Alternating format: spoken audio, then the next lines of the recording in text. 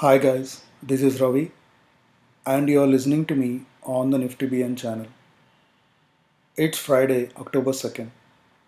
Time again for another technical outlook video on the Nifty 50 index. As always, let's use option chain analysis, Fibonacci retracement, support and resistance zones, trend lines, and weekly pivot points to do just this. Want to meet like-minded traders and discuss option strategies, adjustments and more? Just type in Discuss Nifty in your Telegram search box and join the friendly trader community.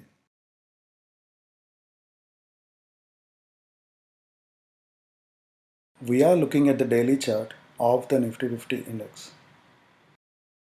Let's first add the standard 20-day, 50-day and 200-day moving averages to the chart and see at what levels they are currently at. Nifty's 20-day and 50-day moving averages now stand at 11,314 and 11,310, while the 200-day moving average is at 10,742.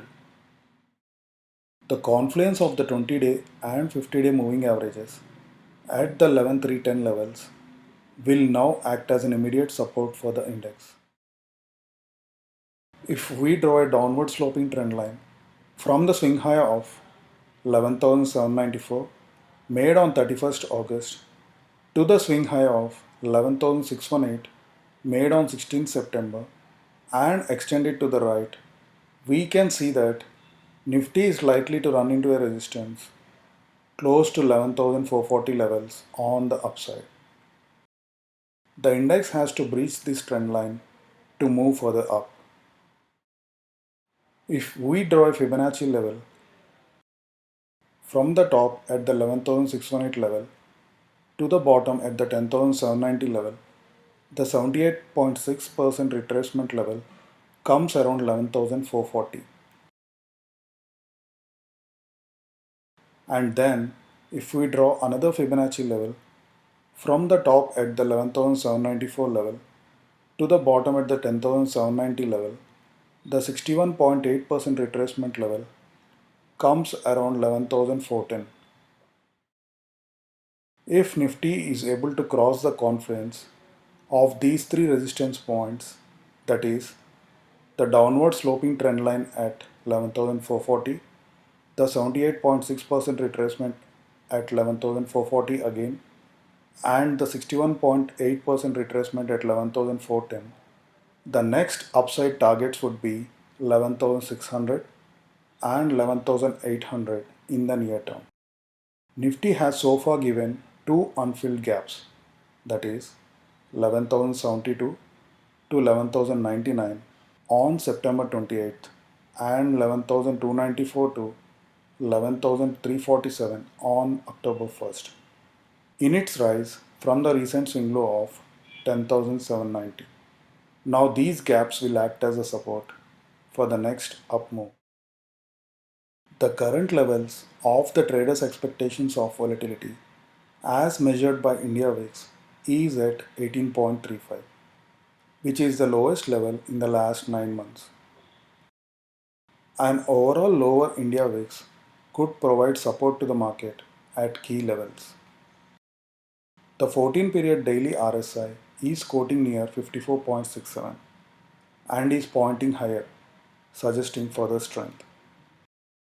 The breadth of the market favored the advances, with 976 stocks advancing and 605 declining on Friday.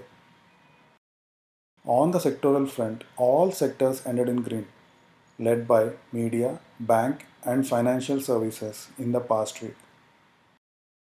Now let's look at one of the common mistakes made by beginners when they start trading options. On the other side of the video, we will look at the option chain analysis. Mistake number 9. Bottom fishing. It is virtually impossible to gauge how low a stock can go. Just because a stock is trading at a historical low or just because a stock's current price to earnings ratio is below its multi year average does not make it a good buy.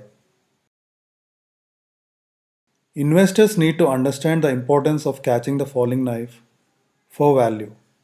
More times than not, it is the retailers and first time investors who get trapped at higher prices. Remember that bargain hunting works for shopping and not for trading or investing. To understand it better, let's look at an example of S Bank. S Bank was at an all time high level of rupees 404 in August 2018.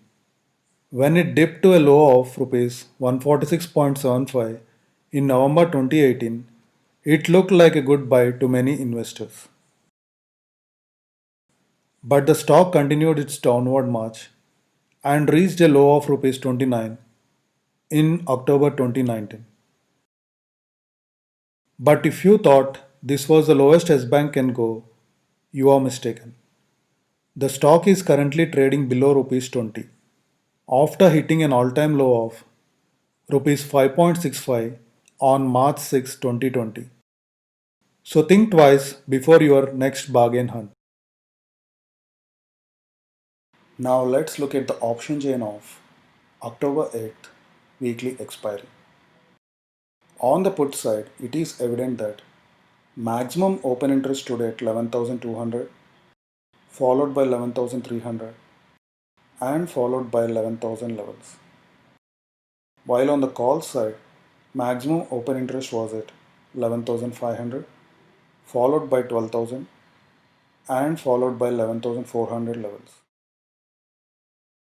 For identifying strikes where there was significant option writing, we have to skip at the money strikes and identify those strikes with a positive change of open interest.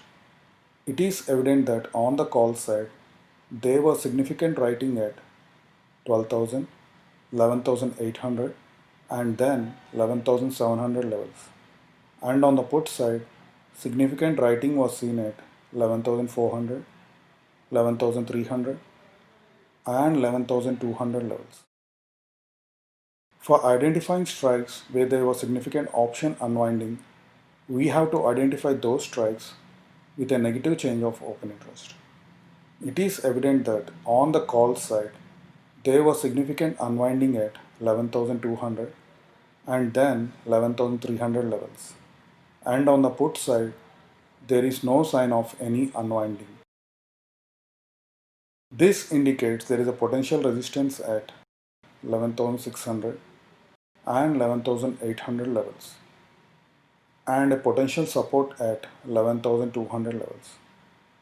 So the trading range can be between 11,200 to 11,600 or 11,800.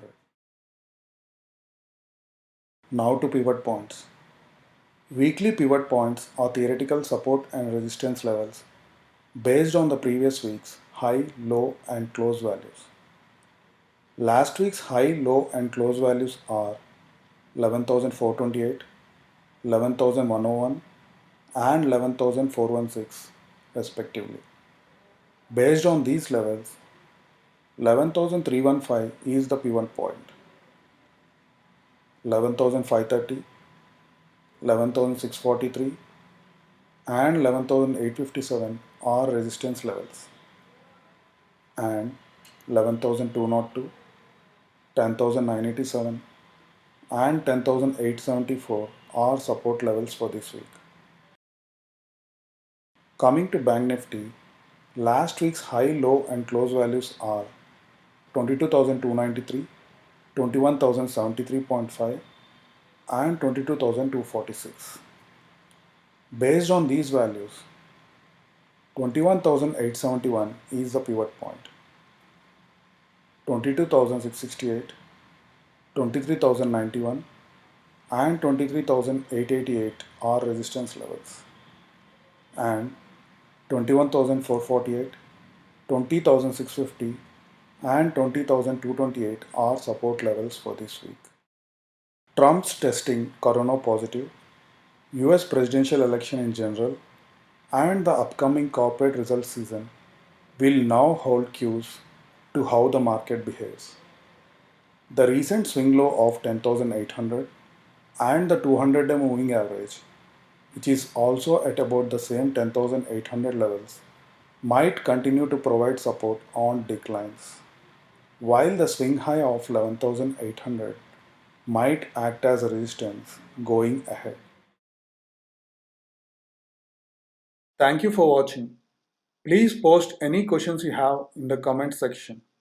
Also, do not forget to like the video and subscribe to the channel.